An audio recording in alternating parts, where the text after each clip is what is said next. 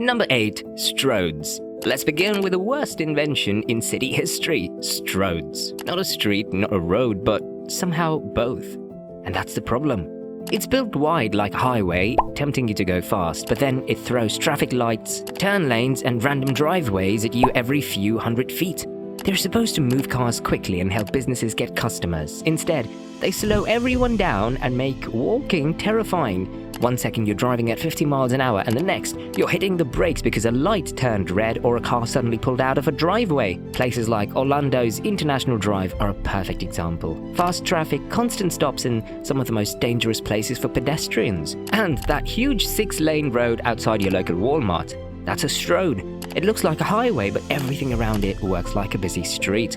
Ambulances get stuck in traffic, people can't cross safely. Even walking between 2 stores in the same plaza feels risky. You're not relaxed for even 1 second. Your brain is constantly dodging danger, even when you're just buying a sandwich. Number 7. Drive-thrus. Drive-thrus feel super convenient. You roll up, grab your coffee, your burger, your medicine, all without taking 1 step outside. But the hidden cost is huge. Drive-thrus slowly destroy the mental health of a neighborhood. Think about it. All day long, cars are turning, merging, stopping, honking. Lanes get wider and ugly. Sidewalks nearly impossible to walk on. There's nowhere to pause, nowhere to talk, nowhere to just exist as a person. The city starts to feel empty, lonely. Shops close, streets go quiet, life disappears behind a windshield. A funny thing is that a McDonald's drive-thru often takes up more space than the restaurant itself. The building faces the cars, not the street. Try walking past a Starbucks with a drive-thru. It feels like you're in the way, like cars have more rights than people. Cities start designing for passengers, not residents. We get drive-thru banks, drive-thru pharmacies, even drive-thru funeral homes. Whole streets get reshaped around car windows instead of human faces. Neighborhoods lose the small moments that make them feel alive. Saying hi to someone, meeting a friend, or discovering a new shop. Your mind needs people. Your city needs people.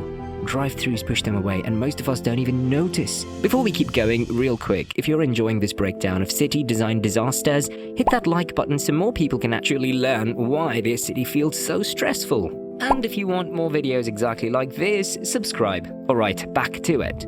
Number 6. Cul-de-sacs.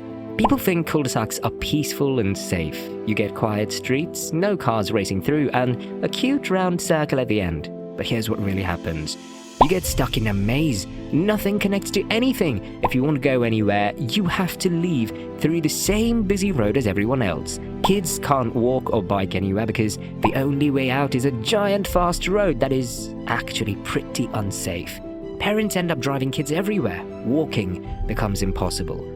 Even emergency vehicles struggle. Fire trucks take forever to reach houses. Ambulances get confused and have to turn around. Garbage trucks and snow plows hate those tiny circles. If you think about that, not only is your mental health in danger here. So instead of a calm neighborhood, you get a place where everyone depends on cars for everything. Kids lose freedom, adults lose time, and everyone ends up feeling cut off from the world. Number 5. One-way streets. Now let's talk about one-way streets. If you've ever tried driving downtown in a city full of one-way roads, you already know the pain. You miss a turn and suddenly you're stuck doing a weird loop around the block. You overshoot your destination and it takes 5 minutes just to get back. One-way streets were designed to make cars move faster, and yeah, traffic moves faster, straight through downtown without stopping. But that kills everything that makes a downtown feel alive. Businesses lose customers because people can't reach them easily. Pedestrians feel unsafe because cars are flying past. The area stops feeling like a place to hang out and starts feeling like a long hallway for cars. Louisville literally spent tens of millions converting its one-ways back to two-ways because the streets became empty and boring. Number 4. Car suburbs. Car suburbs are the places where you absolutely need a car for every single thing. Want milk? Drive. Want to see a friend? Drive. Want to go anywhere at all? Drive again. Cities like Phoenix are huge and spread out. Everything is far away. Sidewalks barely exist. Crosswalks are rare. Buses take forever because the distances are too long. So the moment someone can't drive, kids, teenagers, older people, they're stuck. They lose independence completely. Families spend thousands of dollars a year just to keep their cars running. That money could have gone into better housing, healthier food, savings, or anything else. but suburban design traps people into paying for cars because nothing is close enough to reach without one. It feels peaceful at first, but over time, the long drives, the isolation, the traffic, and the cost all start to wear people down. Number 3, dead plazas. Dead plazas are those big, empty public squares that look dramatic in photos but feel totally lifeless when you actually stand in them. They're usually huge, flat spaces with nothing happening. No shops, no cafes, no shade, no people. Boston's City Hall Plaza is a perfect example. It's enormous, but it feels empty even during events. There's nothing to do there. Nowhere comfortable to sit, no food, no noise, no life. The best public spaces in the world, like the ones in Italy, work because they're surrounded by restaurants, little stores, people walking, people talking, musicians playing, and kids running around. Dead plazas forget that people need something to look at, something to do, and reasons to stay. A big empty space is not a public square. It's a giant patio nobody asked for. Being in a dead plaza makes you feel bored and weirdly lonely. Number 2, highway cuts. Now, this one is serious. Highway cuts are easily one of the most damaging things a city can do to itself. A highway cut is what happens when planners decide, hey, let's build a massive freeway right through the middle of a neighborhood. And just like that, homes are destroyed, families are displaced, and a giant concrete wall slices a community in half. Cities like Detroit, St. Paul, and San Francisco didn't just lose a few streets, they lost entire neighborhoods. Places that were once full of houses, parks, small shops, people walking, kids playing, replaced with 6 to 10 lanes of roaring traffic. And highways don't just bring cars, they bring constant noise, choking pollution, and a massive physical barrier that makes walking almost impossible. Imagine living one block from your school or your friend's house, but suddenly the only way to get there is a 20-minute detour around a highway you're too scared to cross. Families got cut off from parks and groceries. Local businesses died because customers couldn't reach them. People who used to live side by side suddenly ended up living on opposite sides of what feels like a moat for vehicles.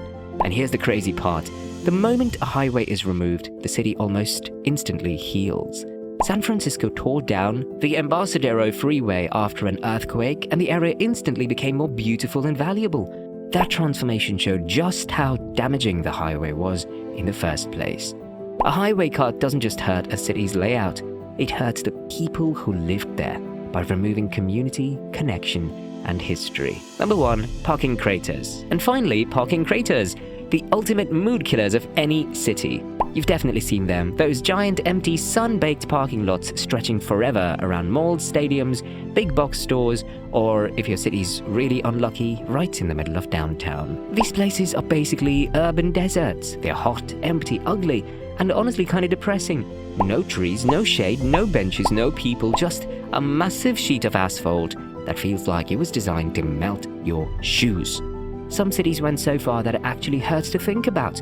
Buffalo literally destroyed 40% of its downtown buildings just to create more parking. 40%! And the wild part? Most of those lots sit empty for most of the year. Cities traded beautiful old buildings and lively streets for giant empty fields meant for cars that never show up. Walking through one of these parking craters is the worst vibe imaginable. You're sweating, bored, exposed, and you feel like you shouldn't even be there. These dead zones killed street life instantly. Nobody wants to cross a barren parking lot to visit a store or a restaurant, so businesses struggle. And financially, cities lose out too. A single building brings in more tax money than an entire block of empty parking ever will. So the question is, which of these designs is secretly destroying your mental health the most? Is it the stroads, the parking craters, the endless cul-de-sacs, or the highways cutting your city in half? Drop your answer in the comments. I read every single one. Thanks for watching, and I'll see you in the next one.